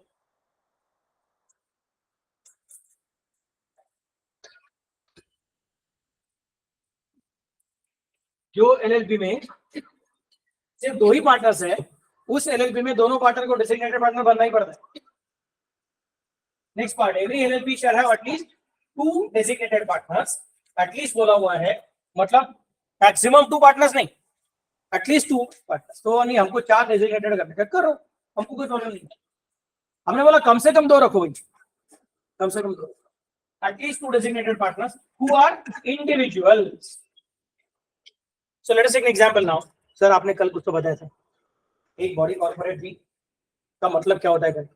बॉडी कॉर्पोरेट के अंदर क्या क्या कवर होगा, क्या क्या कवर नहीं होगा करके आपने बताया हुआ। तो बॉडी कॉर्पोरेट का डेफिनेशन देने का मतलब यह था कि उनको बोलना था कि एलएलपी क्रिएट करने के लिए 2 बॉडी कॉर्पोरेट साथ में आ सकते हैं, क्या आ सकते हैं? तो 1 body corporate another body corporate कहने में एलएलपी मैं बोलूंगा हाँ, लेकिन उनको याद रखना पड़ेगा कि सिर्फ एक बॉडी कॉर्पोरेट दूसरा बॉडी कॉर्पोरेट मिलकर जो एलएलपी बनेगा वो काम नहीं कर पाएगा, क्योंकि एलएलपी को साथ में क्या लगता है? डेजिग्नेटेड पार्टनर लगता है।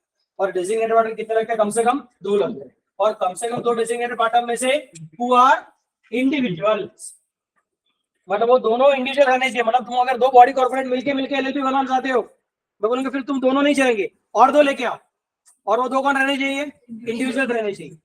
और फिर वो 2 इंडिविजुअल तुमको क्या करना पड़ेगा? डेजिग्नेटेड पार्टनर डिफाइन करना पड़ेगा। क्या समझ सकते हो क्या बोल रहा हूँ? So let us take an example, mister A mister B, can they start LLP? अरे बोलो ना। Yes. A limited, B limited, can they start LLP? No, because they'll have to go for A limited, B limited and A and क्या समझ सकते हो कैसे बोल रहा हूँ? Is it clear all of you? Any difficulty? सगळ्यांना कळते नक्की? Okay, what are they specified? Every LLP shall have at least 2 designated partners who are individuals, and at least one of them shall be a resident in India. Now the word resident in India, the word resident is coming from income tax act. वो जो concept है किसको resident मानते हैं, वो income tax act का concept है, और अपने सिलेबस में वो है नहीं, तो याद रखने का कि भैया ये रेसिडेंट नाम का कंसेप्ट वहां से आया हुआ है, बाकी कुछ नहीं। रेसिडेंट का मतलब एलएलपी बताने वाला नहीं है, रेसिडेंट को इनकम टैक्स एक्ट में बोलते हैं, वो यहाँ वहां से उठाने का यहाँ पे लेके आता है। इसे क्लियर ऑल ऑफ यू? मतलब जनरली याद रखो, उसको कम से कम इंडिया में 6 महीने के लिए रहना पड़ता है, कम से कम। रेसिडेंट मतलब सिटीजन नहीं। They have not used the word कि 2 डेजिग्नेटेड पार्टनर्स और individuals and at least one of them shall be citizen of India, असं नाही म्हटलं त्याने सिटीजन नाही म्हटलं, त्याने काय म्हटलं? रेसिडेंट म्हटलं. सो सिटीजनशिप इज डिफरंट आणि residential status is different. Residential status is a fluid concept, citizenship is a rigid concept.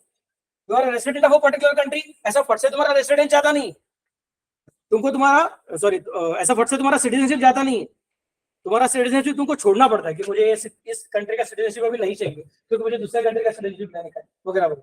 Citizenship is like your hard disk of the computer, वो यूएसबी नहीं है.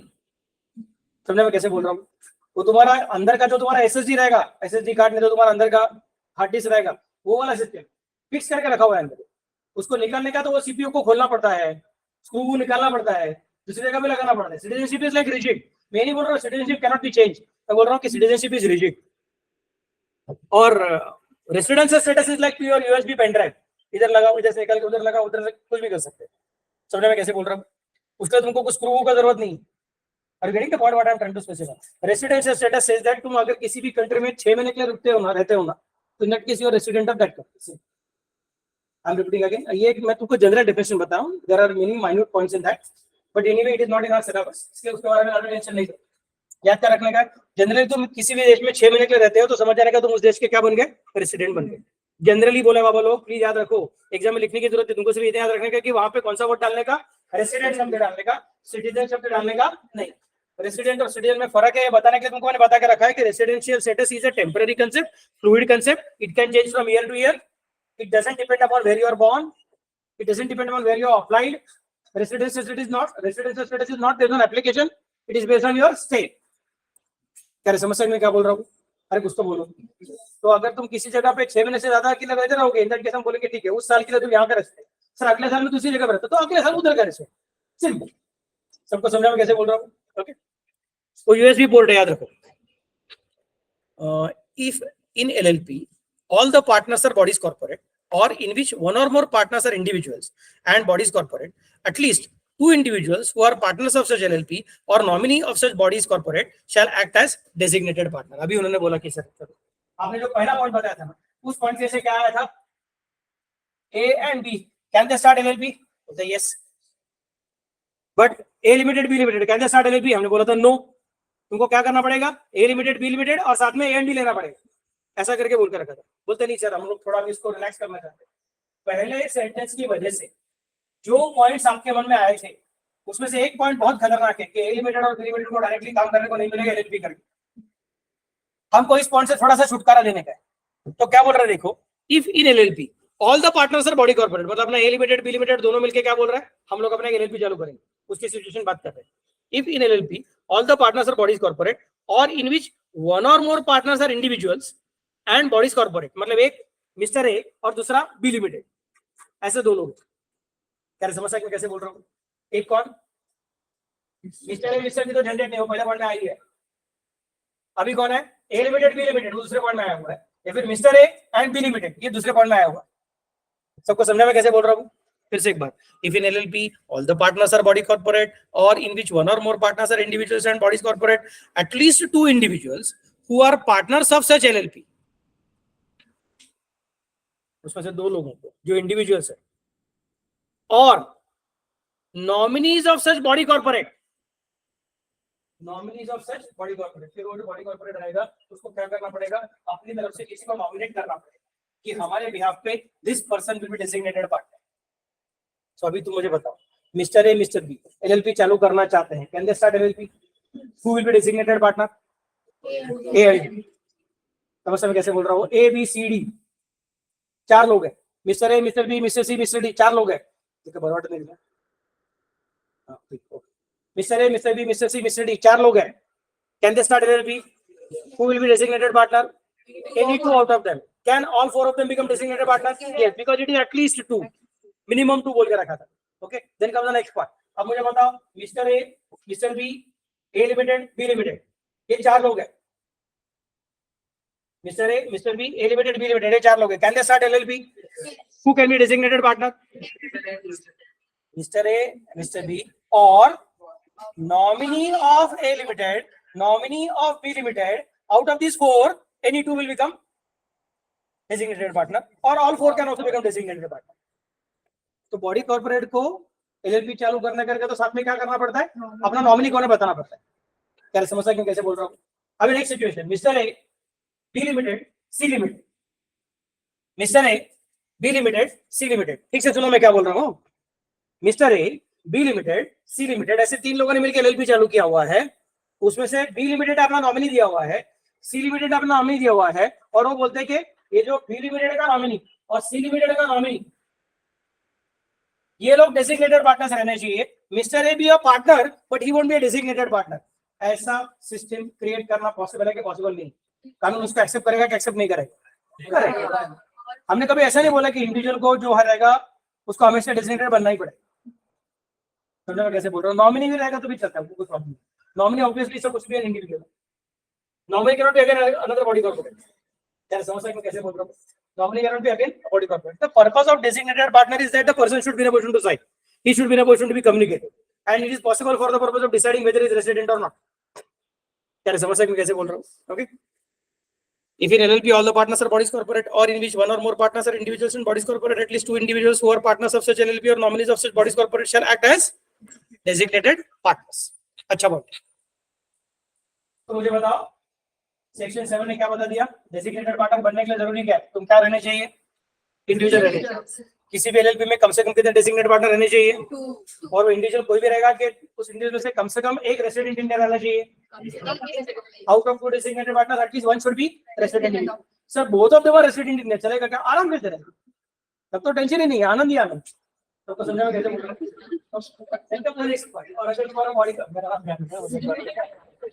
तो दूसरा केस क्या था? लेकिन पहले केस की वजह से ऐसा लगता है कि शायद बॉडी कॉर्पोरेट को ही मिलकर एलएलपी बनना पॉसिबल नहीं है, ऐसा लगता है। उसमें रेमेडी हमने दे दिया है कि नहीं, अगर बॉडी कॉर्पोरेट को अपना एलएलपी बनाने का रहेगा तो क्या करना पड़ेगा? साथ में किसी इंडिविजुअल को नॉमिनेट करना पड़ेगा एज अ डेजिग्नेटेड पार्टनर। समझा मैं कैसे बोल रहा हूँ? Or as a partner who will be working in that LLP or who will be considered to be the partner in that LLP along with them, मतलब on behalf of them. तो वो nominee किसके लिए? सिर्फ designated partnership के लिए रहेगा, बाकी कुछ नहीं। सबको समझा मैं कैसे बोल रहा हूँ? और नॉमिनी बनने के लिए उसका जरूरी क्या है? That person should be individual and that person should be again resident. अभी देखो ठीक से, और एक थोड़ा कॉम्प्लिकेटेड सिचुएशन क्रिएट करते हैं। Mister A, mister B, C limited, D limited. Mister A, mister B, C limited, D limited, ऐसे 4 लोग हैं। ओके, और सी लिमिटेड ने मिस्टर एक्स को अपॉइंट किया है as a nominee and D limited ने मिस्टर वाई को अपॉइंट किया एज अ नॉमिनी। नहीं तो डी लिमिटेड बोलते हैं मैं नॉमिनी अपॉइंट भी करें। A, B, C limited, D limited, and C का नॉमिनी कौन है? एक्स। डी बोलता है नॉमिनी दूंगा ही नहीं।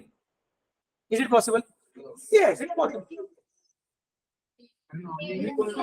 नॉमिनी क्यों लगता है? डेजिग्नेटेड पार्टनर बनाने के लिए लगता है, पार्टनरशिप में पार्टनर बनने के लिए नहीं लगता है। समझे मैं क्या बोल रहा हूँ? मुझे मालूम था ऐसा कुछ कंफ्यूजन होगा करके। नॉमिनी क्यों लगता है? डेजिग्नेटेड पार्टनर बनने के लिए लगता है। अभी इनके पास already mister A, mister B तो है ही, और ऊपर से सी लिमिटेड का एक आ चुका है, तो उनका 3 इंडिविजुअल्स है। समझे मैं कैसे बोल रहा हूँ? उसमें से किसी 2 को उनको क्या करना पड़ेगा? डेजिग्नेटेड पार्टनर करके बोलना पड़ेगा कम से कम, और उसमें से किसी एक को क्या करना पड़ेगा? इंडियन रेसिडेंट करना पड़ेगा। समझा? हम ठीक वैसे नहीं बोलेंगे तो अंदर आने का तो पहले नॉमिनी को लेके, ऐसा कुछ नहीं, अंदर आने का तो है, बट डेजिग्नेटेड पार्टनर तू नहीं बन सकता। अब body corporate can not become a designated partner. कहते भी काम करते, to become a designated partner it is necessary you appoint a nominee. Got the idea? Clear? नक्की करते हैं। LLP by name SMY LLP has 3 partners, namely SI Limited, MIS Limited, and YI Private Limited. This will not be considered for registration because the requirement of LLP is to have 2 individual members as partners apart from body corporate. Accordingly, the said SMY LLP must consist of at least 5 partners, namely 3 body corporates and 2 individual members to constitute LLP, and 2 individuals need to be treated as designated partners. मिला क्या आपको सबको? अरे कुछ तो बोलो। then comes the next part.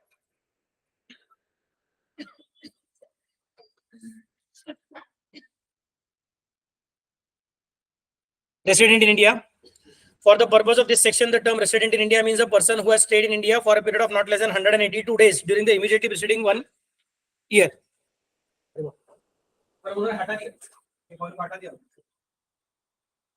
अभी क्या बोल रहे हो लोग? रेसिडेंट बनने का डेफिनेशन इनकम टैक्स ढूंढने को मत जाओ, हमारे पास लेके आ जाओ। और हमने रेसिडेंट किसको बोलना है? जिसके 182 दिन पूरे उसको बोलना है। 182 मतलब 6 महीने। दिमाग चला के देखो। 365 का आधा मतलब 182.5 होता है। 365 का आधा मतलब 182.5 होता है। बोला कि 182 को पूरा किया तो हमको रेसिडेंट बोलने का। तो सर हो गया ना, मतलब हमने जो बोला था वही हो गया। यस, इनकम टैक्स का वही लॉजिक था 6 महीने का, बट इनकम टैक्स में बहुत छोटा छोटा वर्ड्स है कि कभी-कभी 182 पकड़ने का रहता है, कभी-कभी 60 डेज एंड 365 डेज का लॉजिक रहता है, कभी-कभी 120 डेज एंड 365 डेज का लॉजिक रहता है। तो बहुत सारा अलग-अलग छोटे-छोटे लॉजिक्स है। और वो इनकम टैक्स में लोगों के इनकम को पकड़ने के लिए है, हमको इनकम को पकड़ने का है नहीं, हमको सिर्फ देखने के लिए हम उसको कम्युनिकेट कर सकते हैं क्या बार-बार, ये चेक करने का। फिर आपको सबको इसमें हम क्या कंसीडर करेंगे? हमको सिर्फ 182 दिन का कंडीशन। 182 कब? जब से जन्म लिया तब से लेकर आज तक सब मिला के 182। ऐसा नहीं, 182 डेज जो है तो जब से उसने जन्म लिया तब से लेकर आज तक इंडिया में सब मिला के 182 दिन रह गया था। ऐसा कुछ देखने का जरूरत नहीं। अपने को क्या देखने का है, जिस साल वो डेजिग्नेटेड पार्टनर बनना चाहता है उसके पीछे के साल में उसका 182 दिन इंडिया में रहा हुआ रहना चाहिए। समझा मैं कैसे बोल रहा हूँ? Preceding resident in India means what? For the purpose of this section, the term resident in India means a person who has stayed in India for a period of not less than 182 days. Not less than 182 days. मतलब क्या? 182 days रहेगा तो चलेगा क्या?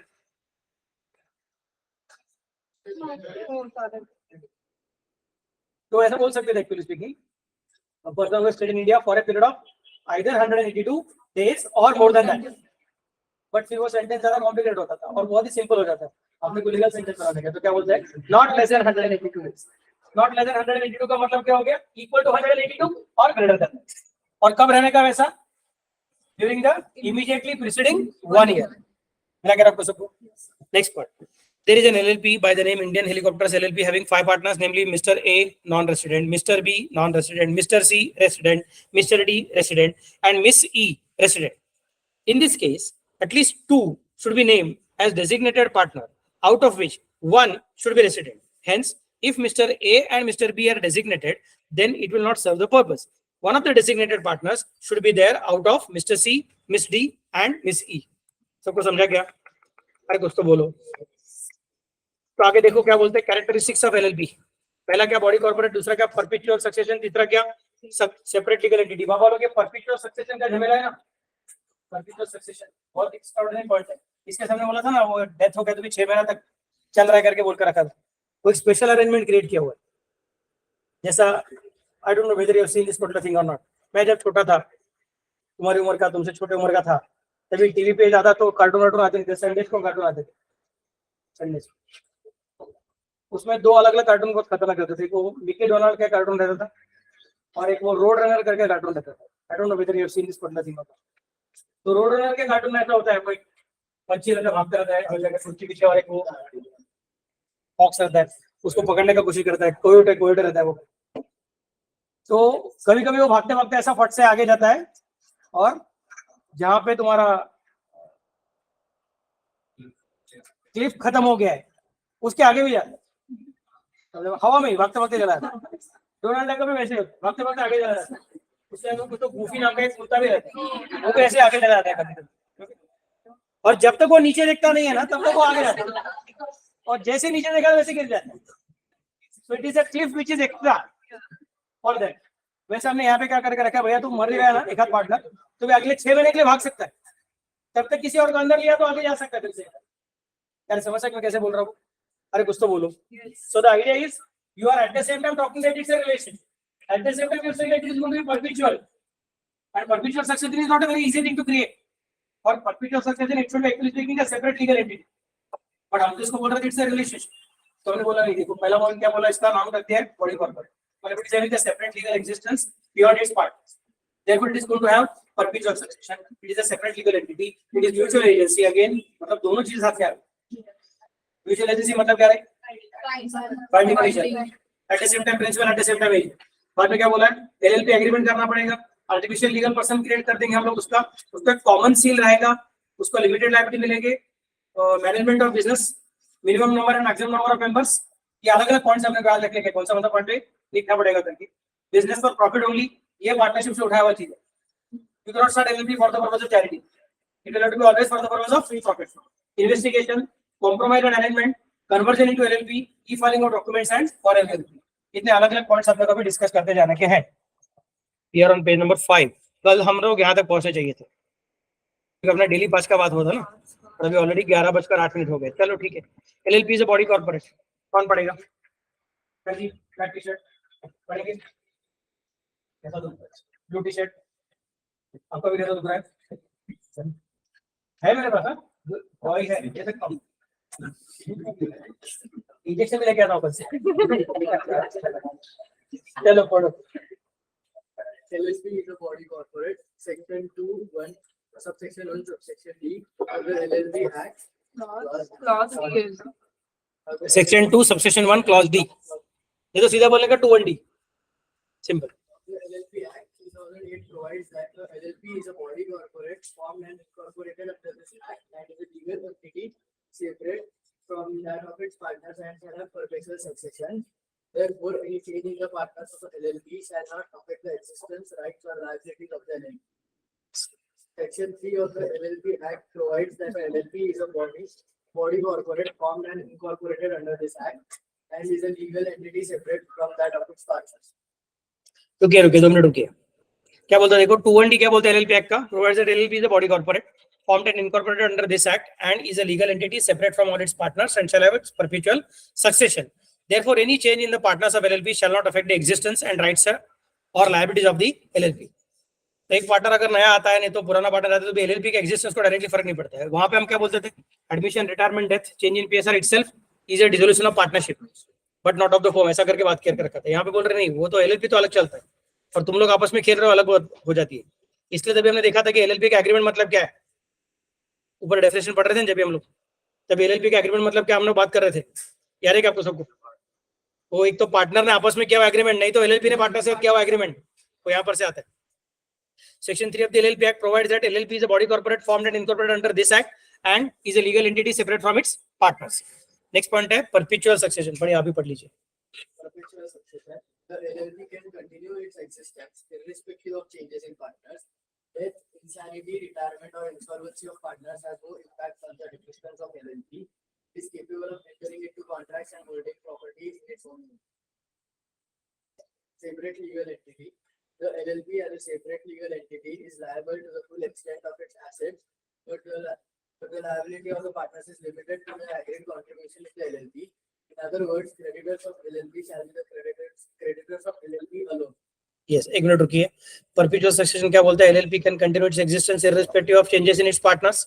So death, insanity, retirement or insolvency of partners has no impact on the existence of LLP. वो जो उधर का पॉइंट था dissolution of partnership and dissolution of firm, ऐसे दो अलग अलग पॉइंट बोलते थे. यहाँ पे डिसोल्यूशन ऑफ पार्टनरशिप हो ही नहीं रहा है, वो अलग से चलता रहता है. Clear? Next part, separate legal entity. The LLP has a separate legal entity. It is liable to the full extent to its assets but liability of the partners is limited to their agreed contribution in the LLP. In other words, creditors of LLP shall be the creditors of only LLP and there are no personal liabilities which can be carried out of the same. पढ़िए Ayush sir. Mutual agency. No partner is liable on account of independent or unauthorized actions of other partners. The individual partners are shielded from joint liability created by another partner's wrongful disposition or misconduct. In other words, all partners will be the agents of the LLP alone. No one partner can bind the other partner by his actions. No partner is liable on account of the independent or unauthorized actions of other partners. अगर तूने independent action किया रहेगा तो फिर उसके लिए मैं जिम्मेदार नहीं हूं. सिमिलरली ऐसे कोई एक्शन किए रहेगी जिसके तुझे अथॉरिटी दिया हुआ नहीं था, अनऑथराइज एक्टिविटी करता रहेगा, तो भी in that case other partners are not liable for the same. Thus, individual partners are shielded from the joint liability created by another partner's wrongful business decisions or misconduct. In other words, all partners will be agents of LLP alone. They are not agents of each other. They are the agents of LLP. Mutual agency है क्या? हाँ, लेकिन किसका और किसके बीच में है? LLP मेरा प्रिंसिपल है और मैं LLP का एजेंट हूँ, और मैं LLP का प्रिंसिपल, LLP मेरा एजेंट है, पर बाकी के पार्टनर्स मेरे एजेंट नहीं. सर एक तरफ से आप बोल रहे हो कि पार्टनर मेरा एजेंट है, तो म्यूचुअल एजेंसी किधर से आ गया? Mutual agency principle is between LLP and partner. Partner and LLP मतलब पार्टनर के एक्ट की वजह से LLP बाइंड होगा, LLP के एक्ट की वजह से पार्टनर बाइंड होगा, बट पार्टनर के एक्ट की वजह से पार्टनर डायरेक्टली बाइंड नहीं होगा if it is unauthorised and independent. Sir लेकिन LLP अकेला एक्ट कैसे कर सकती है? LLP can never do the acts on its own. LLP is always going to act through the partners. तो इसका क्या मतलब है कि LLP के एक्ट कैसे पार्टनर्स बाइंड होगा? लिसन, ठीक से सुनो मैं क्या बोल रहा हूं. जब one of the partners is doing or is taking any decision which is either authorized, which is authorized and which is not independently taken by him, is doing it on behalf of the firm. So in that case, that act will be considered to be the act done by the LLP. Again, जब कोई partner उसको जितनी चीज के लिए LLP ने authority दिया हुआ है ऐसा कोई काम करता है, ऐसा कोई डिसीजन लेता है, तो it is assume that LLP has taken the decision. I am listening for the last time. कोई भी पार्टनर उसको LLP ने जितना काम करने का अथॉरिटी दिया हुआ है उतना काम करता है, तो इन दैट केस हम बोलेंगे that act is done by the LLP itself, not just done by the partner. कल मैं तुमको परसों मेरे ख्याल से कल परसों तुमको बोला था मैंने LLP का पीछे का इंटेंशन क्या है, वो 1991 गैट WTO दुनिया भर का चीजें बात किया था ना. तो भैया आप कौन हो? GST के एक्सपर्ट, आप हमारे LLP के पार्ट हो. मैं कौन? इनकम टैक्स का एक्सपर्ट हूँ. और कौन क्या? ऑडिटिंग का एक्सपर्ट है. तो हमारे LLP ने ऑडिटिंग एक्सपर्ट को काम दिया हुआ है कि हम ऑडिटिंग का असाइनमेंट ले सकते हैं. और दूसरा कोई तो वो बैंक ऑडिट का एक्सपर्ट है, मैं उसको बोला कि तू बैंक ऑडिट का असाइनमेंट ले सकता है. क्या समझ सकते हैं कैसे बोल रहा हूँ? मैं इनकम टैक्स का असाइनमेंट ले सकता हूँ, ये GST का असाइनमेंट ले सकता है. ऐसा उनको ऑथराइज दिया हुआ है. फिर इन्होंने जो GST का एक्ट किया रहेगा, काम किया रहेगा, मैंने जो इनकम टैक्स का काम लिया हुआ रहेगा, वो जो काम मैं ले रहा हूँ that is going to bind the LLP again. क्या समझ सकते हैं क्या बोल रहा हूँ? Because I was authorised to do that for that and I'm not doing it as independent activity. I'm doing it for that on behalf of the LLP. So I'm authorized to do that particular thing. So in that case, it is complete. लेकिन मैं वहाँ पे fraud करता हूँ तो income tax,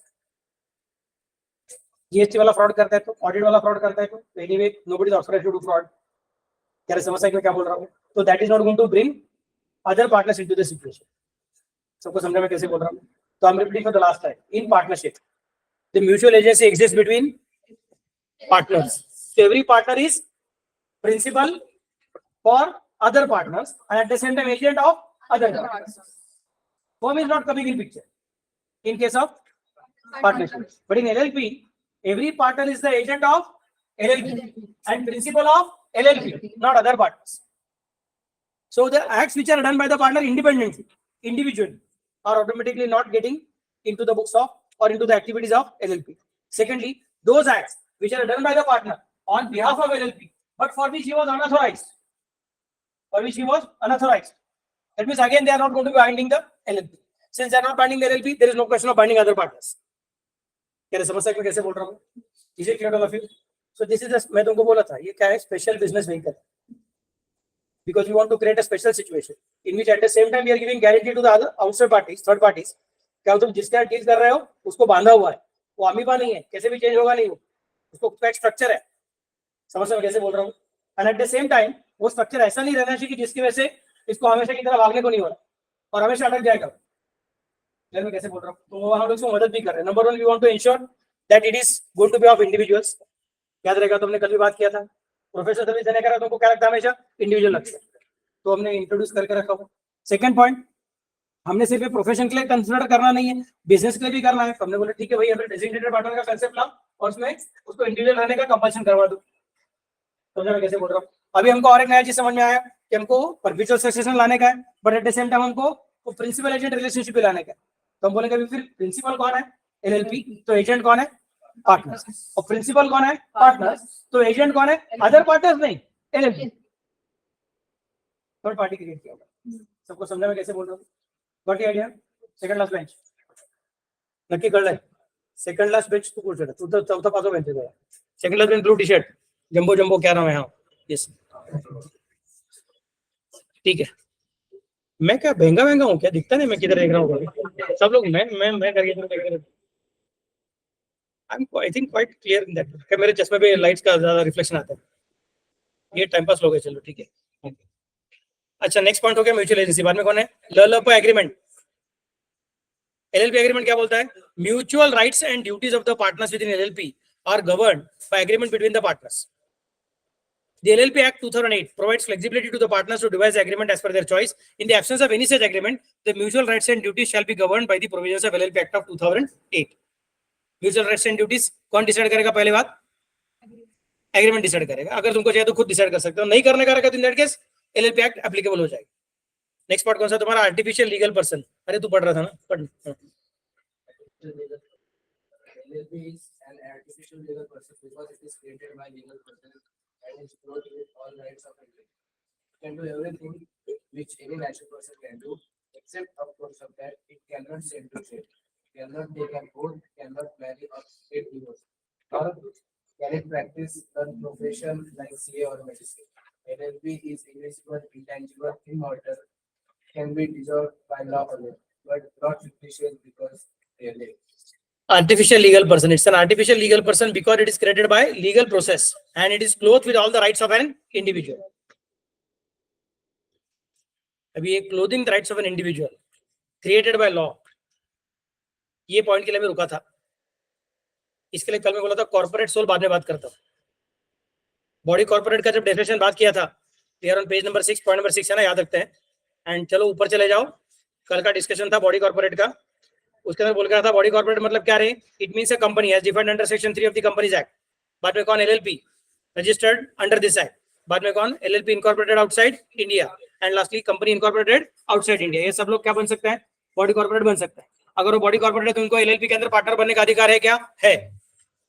क्या समझ सकते मैं क्या बोल रहा हूँ। लेकिन फिर बोल के रखा था but it does not include a corporation sole, उसका पॉइंट मेरा डिस्कस करने का बाकी था। बाद में cooperative society registered under any law for the time being in force, मतलब cooperative society can not become partner of LLP. क्या समझे क्या। नेक्स्ट, क्योंकि कोऑपरेटिव सोसाइटी का पर्पस क्या रहता है, providing cooperation, it's not earning profits. क्या समझ सकते मैं क्या बोल रहा हूँ। Basically cooperative society is for its members, eight the same time it works for others also, but primarily it is for the purpose of working in a cooperative manner among the members.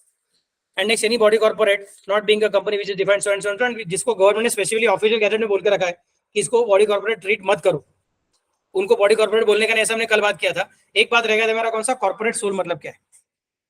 Corporate sole is a very special type of activity. Sole SOUL नहीं, SOLE, समझा मैं कैसे बोल रहा हूँ। What is the meaning of SOLE, sole, single. Corporate भी बोल रहे हो और ऊपर से सिंगल भी बोल रहे हो। कॉर्पोरेट भी बोल रहे हो और सिंगल भी बोल रहे हो, मतलब क्या, द मोमेंट यू से corporate that means it is created by law, that means state is involved in that. State मतलब महाराष्ट्र स्टेट, ऐसा नहीं, स्टेट मतलब government. State means government. When we are using the word state in law, it does not mean geographical state. The word state in law means government. समझा मैं कैसे बोल रहा हूँ, structure of government. So think about a particular position which can be held only by an individual. Which can be held only by an individual. It cannot be held in a group. That is a special position for the purpose of ensuring that certain rights and certain duties can be performed by a person. The rights and duties are not given to that individual. The rights and duties are assigned to that particular post. I repeat, the rights and duties are not assigned to the individual, but they are assigned to the post. और जब वो person expire हो जाएगा, then the post will automatically get transferred to the legal heir of that particular person. समझ में कैसे बोल रहा हूँ, लीगल है ना, मैं हेरिडेटरी नहीं बोल रहा हूँ, बायोलॉजिकल एयर की बात नहीं कर रहा हूँ, लीगल है। कानून जिसको उसमें मानता है कि वो इसको एयर कंसिडर कर सकता है, उसको ही कवर कर जाएगा, वो ऑटोमेटिकली ट्रांसफर हो जाएगा, ट्रांसमिशन हो जाएगा। ऐसे पोजीशन को हम लोग बोलते हैं कॉर्पोरेट सोल। उसमें दो लोग उस सिस्टम को डिजाइन करते हैं। Number one, that individual also design the system, and number two, the state also design the system. The state identifies इसके अंदर कौन से राइट्स है और कौन सी ड्यूटीज है, इसकी रिस्पॉन्सिबिलिटीज क्या रहेंगे और स्टेट जिम्मेदारियां क्या रहेंगी, जिम्मेदारियां क्या, उसके हक क्या रहेंगे, that is defined by the state. And state ensures that when the person is expiring, then these rights are not immediately going to get away. These rights are remaining there, and the next person will sit into the chair, and automatically the rights will be invested upon him. This is called as corporate soul. Corporate soul का सबसे अच्छा example कौन सा है, तुमने अभी देखा रहेगा शायद 3-4 महीना पहले के 6-7 महीना पहले, मुझे एग्जैक्टली याद नहीं आ रहा है, इंग्लैंड में हुआ। क्या हुआ, Queen expired and King Charles or Charles became king. Prince Charles became the king. So the position of crown is a corporate soul. The state is accepting that these are the rights and duties of the crown. समझा मैं कैसे बोल रहा हूँ? And the legal heir is then automatically getting into the chair of the deceased person who was a corporate soul. समझा मैं कैसे बोल रहा हूँ? तो आगे किसके पास जाएगा, कौन डिसाइड करेगा, जो अभी बैठा है वो डिसाइड करेगा, स्टेट डिसाइड नहीं करेगा। क्या समझ सकते मैं क्या बोल रहा हूँ, आगे किसके पास जाएगा, कौन डिसाइड करेगा, जिसने जो वहां पे बैठा है वो डिसाइड करेगा, स्टेट डिसाइड नहीं करेगा। मतलब it is like sole proprietary concern. Sole proprietary concern में यही होता है ना, मेरा बिजनेस है, मैं अपने बच्चे को ट्रांसफर करता हूँ, तो अपनी बेटी को ट्रांसफर करता हूँ, मैं डिसाइड करूंगा किसको ट्रांसफर करना है। क्या समझ सकते मैं क्या बोल रहा हूँ, that's what is called as sole. But at the same time it is corporate, क्योंकि उसका rights and duties are not defined by the person, rights and duties are defined by the state. So president, king, pope, ये जो positions है, these are the positions which are considered as corporate. So these are special entities. These cannot be held in groups. These are always of a individual. हाँ sir, तो शंकराचार्य वो नहीं चलेगा. क्यों नहीं चलेगा? Because it is not created by the state. What is important is that the rights and duties of that position should be defined by the state. यार समझ सकते मैं कैसे बोल रहा हूँ? Are you getting the point? अरे कुछ तो कहो. अभी इंडिया का प्रेसिडेंट उसमें एक्चुअली स्पीकिंग कवर नहीं होता है, क्योंकि इंडिया का प्रेसिडेंट का जो पोजीशन है, that is not hereditary. That cannot be decided by the person who is sitting in the chair. कि वो मेरे बाद में प्रेसिडेंट कौन बनेगा. That's why India का president cannot be considered as corporate soul. But in many countries, the president can be decided by the current president कि अगले का president कौन रहने वाला है. In that case, it can be called as corporate soul. So the best example of corporate soul is those entities which are specifically created for the purpose of holding public offices. Those entities which are created basically for the purpose of holding public offices, and they are not for the purpose of making profit. They are for the purpose of fulfilling some of the functions of the society. समझ में कैसे बोल रहा हूँ? Some of the functions of the society. वो 1% company नहीं है. बच्चे लोगों को क्या लग रहा है सर, हमको क्या तुमने सुना है 1% कंपनी? तुम्हारा था लॉ में कि नहीं था? अच्छा सर ने सिखा रहेगा. हाँ तो sir sole corporate sole and 1% company से no, that is not the case. OPC अलग है. ओपीसी का मकसद प्रॉफिट कमाना है, और कॉर्पोरेट सोल का मकसद प्रॉफिट कमाना नहीं है. कॉर्पोरेट सोल का मकसद इट्स अ पब्लिक प्लेस और public position which is created by state for the purpose of fulfilling certain functions, not for making profit. And there are two sides of the same. One side is created by the state, what are the rights and duties and how they will be protected, and other side is created by the individual कि उसका next heir apparent कौन रहने वाला. क्या समझ सकते हैं कैसे बोल रहा हूँ? Is it clear all of you? That is called as corporate soul. India में तुमको इसका ज्यादा एग्जांपल नहीं मिलेगा, but we have accepted that particular thing कि कोई corporate soul रहेगा तो वो एलएलपी का बॉडी कॉर्पोरेट में कवर किया जाएगा कि नहीं कवर किया जाएगा. वो बॉडी कॉर्पोरेट में नहीं, मतलब उसको यहाँ पे डायरेक्टली हम लोग एक्सेप्ट नहीं करेंगे. तो अगर कोई कल किंग चार्ल्स बोलता है तो सर को मुझको कि सर हम लोग तो एक पार्टनरशिप चालू करते हैं, हम बोलेंगे तू कौन सी कैपेसिटी में are you coming in the capacity as a king of England, तो sorry then you cannot be the part of this. क्या समझ सकते कैसे बोल रहा हूँ? You are coming as an individual, हाँ तभी चलेंगे. कौन सर आनंद सर चार्ल्स चलेंगे. समझ में कैसे बोल रहा हूँ? But king of England is sitting as a partner, हम बोलेंगे वो नहीं चलेगा. Got the idea what I'm trying to specify? अरे कुछ तो बोलो. क्योंकि उसके rights and duties are defined by its own state which is deciding इसको क्या करने वाला है क्या करने वाला नहीं. And by default these offices are not created for the purpose of making profit. These offices are always for the purpose of doing some public duties. तो उसको हम लोग यहाँ पे इंट्रोड्यूस करने को देते हैं. तो आपको समझ में क्या बोल रहा हूँ? तो इसका पॉइंट क्या है कि many of the situations are such that you are given certain rights or certain duties by the law. समझ में कैसे बोल रहा हूँ? Not by what you are thinking कि मुझे क्या करना. तुम्हारे अधिकार तुमको किसने दिए? कानून ने दिए. Then you are called as an artificial person. और तुम्हारे अधिकार तुमको मेरे मन को भाया मैं कुछ भी करके आया है ऐसा बात करते रहोगे तो बोलूंगा that means you are not talking about artificial person, then you are talking about natural person, natural individual. Natural individual का मन कैसे है? कंटिन्यूस चेंज हो सकता है. It is governed by whom? By his own God. क्या समझ सकते हैं कैसे बोल रहा हूँ? अरे कुछ तो बोलो. मुझे भगवान ने बोला ऐसा करो इसलिए मैं किया. हो सकता है, पॉसिबल. हम बोलते हैं वो वाला अलग लोग. आर्टिफिशियल पर्सन का मतलब क्या है? उसके मन में क्या आ सकता है? That is also defined by law. That's what is called as artificial person. So now let us go back to our page number 6. We are on point number 6. LLP is an artificial legal person because it is created by legal process and is clothed with all rights of an individual. तो हमने उसको individual जैसे ही सारा का सारा कपड़ा दिया हुआ है. It can do everything which any natural person can do, except of course that it cannot be sent to jail.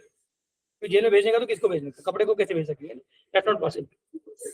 Cannot take an oath. शपथ घेऊ शकत नहीं. Cannot marry or get divorced. अभी शादी नहीं होगा तो डिवोर्स कैसे होगा? तो काम ही खत्म हो गया. शादी खाली फुकट बोला है, बाकी कुछ है नहीं. और nor can it practice a learned profession like CA और मेडिसिन. प्रोफेशन ये स्पेशल टाइप के प्रोफेशन है. मैं तुमको कल बोला था जानबूझ के, अरे आज मेरा जरा तबियत ठीक नहीं लग रहा है तो ऑपरेशन मेरा नर्स कर देगी. ऐसा करना अलाउड नहीं है. तुमको खुद को आना पड़ेगा. नहीं सर 6-6 घंटा खड़ा रहेगा, ऑपरेशन करना घंटा लाता है. मैं शुरुआत में सिर्फ काट के दूंगा, बाद में फिर तुम पूरा कर लो, बाद में आके फिर से सिला के जाऊंगा. ये सब नहीं चलेगा. मेरा साइन करके जाऊंगा, जैसा आर्टिस्ट लोग साइन करके जाते हैं वैसा करके sign operated by so and so. नहीं चलता है. समझने में कैसे बोल रहा हूँ? These are learned professions.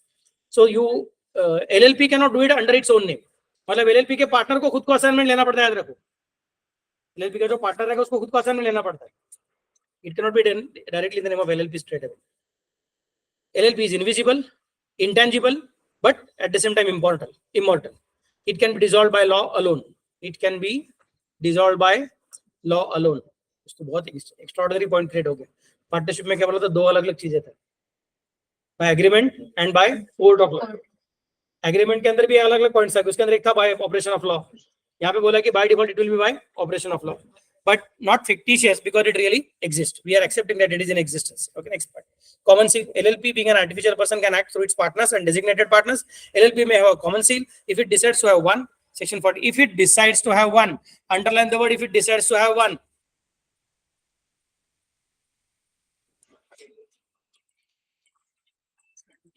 म्हणजे कॉमन सील LLP साठी कंपल्सरी आहे का, नाही आहे. ते काय म्हणते, if it decides to have one. मेरे ख्याल से मैं तुमको बोला था कॉमन सील और रबर स्टैम्प में फर्क रहता है, याद है क्या?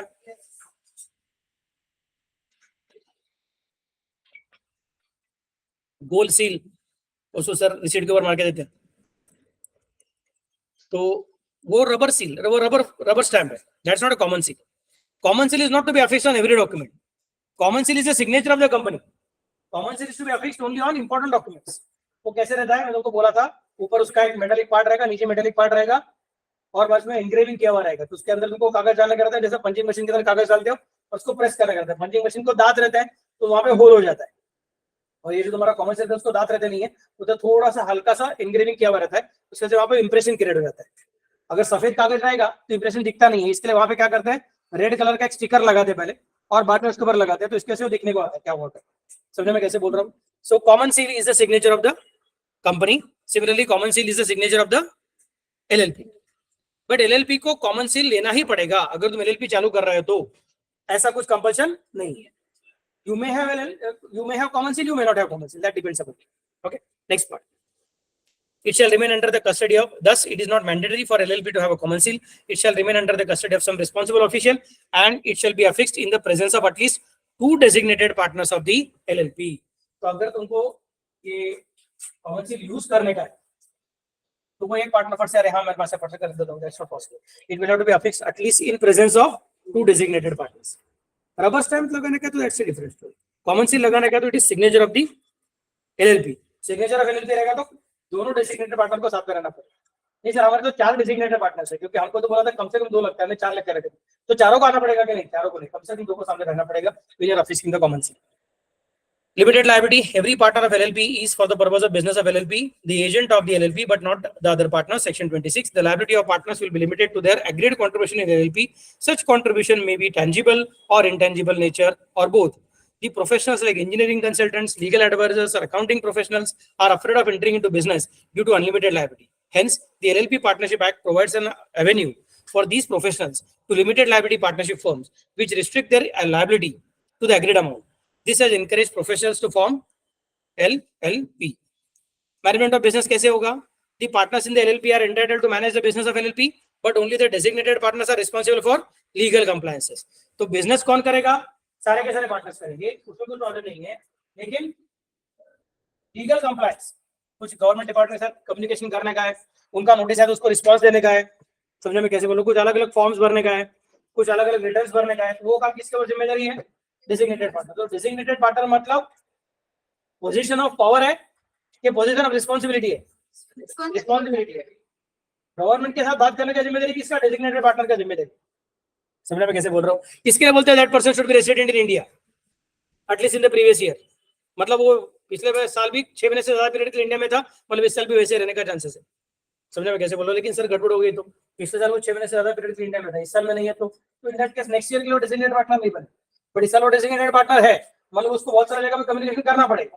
बट सर अभी क्या करे, उसका तबीयत खराब था, उसको यूएसए हॉस्पिटल में एडमिट करना पड़ा था, अब वहां पे वो क्या कम्युनिकेट करेगा? सब नहीं हो सकता है, और वहीं पे उसको 8 महीना लग गया, बहुत तबीयत खराब था करके, इसलिए हमने 2 डेजिग्नेटेड पार्टनर बोल के रखा है. एक नहीं बोला होगा, तो एक नहीं रहेगा तो दूसरा तो रहता ही है कम से कम. सर दोनों का तबीयत खराब हो गया तो तुम गए खड्डे में. समझा मैं कैसे बोल रहा हूँ? तो तुमको इमीडिएटली क्या करना पड़ेगा? चेंज करवा के लेना पड़ेगा नया designated partner. What the idea? What I'm trying to specify? But that designated partner should be again resident in India in at least 1 previous year. In the earlier financial year. क्या समस्या मैं कैसे बोल रहा हूँ? सर ऐसा कोई नहीं रहेगा तो ऐसे पार्टनर को ढूंढ के लेके आओ, नया वाला पार्टनर बना लो, because this is what is the condition. सबको समझा क्या मैं क्या बोल रहा हूँ? Next, maximum and minimum number of partners. Every LLP shall have at least 2 partners and shall have at least 2 individuals as designated partners, of whom at least 1 shall be resident in India. There is no maximum limit on the partners of LLP. Business for profit only. Essential requirement of LLP is carrying on lawful business with a view to earn profit. Thus, LLP cannot be formed for charitable or non-economic purposes. Investigation: central government shall have the powers to investigate the affairs of the LLP by appointed competent authority for the purpose. So, central government किसी को भी appoint कर सकता है, बोलेगा कि ये LLP कौन सा काम कर रहा है हमको चेक करने का है, तो बोलेंगे सेंट्रल गवर्नमेंट कौन आता है हमारे बिजनेस को इन्वेस्टिगेट करने के लिए, हम बोलेंगे हम आता है, बस हमने बोल के रखा है हम लोग आते हैं. Next, compromise or arrangement. Any compromise or arrangement including merger or amalgamation of LLPs shall be in accordance with the provisions of LLP Act. अगर तुम्हारा एक LLP दूसरे LLP के साथ मर्ज करना चाहता है तो डायरेक्टली नहीं कर सकोगे, तुमको क्या करना पड़ेगा, LLP Act में उसका जो प्रोविजन दिया रहेगा उस प्रोविजन के हिसाब से काम करना पड़ेगा. Next part, conversion into LLP. A firm, private company or unlisted public company would be allowed to be converted into LLP in accordance with the provisions of LLP Act. हमने डिस्कस किया हुआ था already. E-filing of documents. Every form or application of document required to be filed or delivered under the Act and rules made thereunder shall be filed in computer readable electronic form on its website www.mca.gov.in and authenticated by a partner or designated partner of LLP by use of electronic or digital signature. याद है क्या आपको Indian partnership act का registration का last topic था अपना, उसमें क्या बोला था, आइदर बाय पोस्ट और बाय हैंड. याद है क्या आपको सबको, और बाय पर्सनल डिलीवरी ऐसा करके बात किया था ना. यहाँ पे क्या बोलते हैं, पोस्ट वोस्ट नहीं बाबा, compulsory e filing. E filing का सबसे बड़ा प्रॉब्लम क्या रहता है, इसने फाइल किया कैसे समझे, समझा मैं कैसे बोल रहा हूँ. जब तुम लेटर भेजते हो तुम वहां पे साइन करते हो, it is possible afterwards to verify. नहीं सर ये आपका साइन है, मैं बोलूंगा देख मेरा साइन सो ये गलत साइन है, मेरा साइन नहीं. It is possible to prove that what is submitted by post is probably not signed by me because the signature is not matching और माय सिग्नेचर इज फोर्स्ड. ये मैं prove कर सकता रहूंगा तो in that case I get out of that particular situation. तो अभी electronic format में जो सबमिट करने का रहेगा उसमें कैसे प्रूव करोगे, क्योंकि वहां पे क्या तुम तुम्हारे पेनड्राइव पर साइन करके भेजोगे, that's not going to happen. तुम्हारा ब्राउजर पे साइन करोगे, क्या बोलेगे यस. तुम्हारा जो ब्राउजर रहेगा ना उसमें सिग्नेचर का कैपेसिटी क्रिएट करने वाले हम लोग उसको बोलते हैं डिजिटल सिग्नेचर. समझा मैं कैसे बोल रहा हूँ. तो डिजिटल सिग्नेचर यूज करके तुमको ऑथेंटिकेट करना पड़ेगा. They have used the word authenticate. Authentication के अलग अलग टेक्निक्स है. आजकल एक नया टेक्निक भी आ चुका है, कौन सा वाला, तुमको ओटीपी बेस्ड सिस्टम आता है, वो तुम्हारा आधार कार्ड के साथ लिंक रहेगा, तो in that case that can also be. So जो एमसीए का जो पोर्टल है www.mca.gov.in, वो पोर्टल पे जैसा टेक्निक बोला रहेगा उसके साथ तुमको कंपल्सरी उसको ऑथेंटिकेट करना पड़ेगा. Who can authenticate the same, either the designated partner और एनी पार्टनर, मिलाकर आपको सबको, but generally it is going to be what, designated partner. ऐसा हमारे क्लास में होता था तो हमारे प्रोफेसर बोलते थे किसका चवन्नी गिर गया, और चवन्नी गिरने का मतलब मालूम है क्या क्या करिए. ठीक है फिर जाने दो, मैं चिढ़ाता नहीं हूँ. Late me go back two point number 16. Foreign LLP. Section 2 subsection 1 clause M defines foreign limited liability partnership as a limited liability partnership formed, incorporated or registered outside India, which established as a place of business within India. Foreign LLP can become a partner in Indian LLP. These are the points which we have already now seen. It's 11:37. Sorry for taking your lecture beyond my limit. Let us meet tomorrow. और कल ये topic में खत्म करने के पहले छोड़ने वाला नहीं हूँ. Thank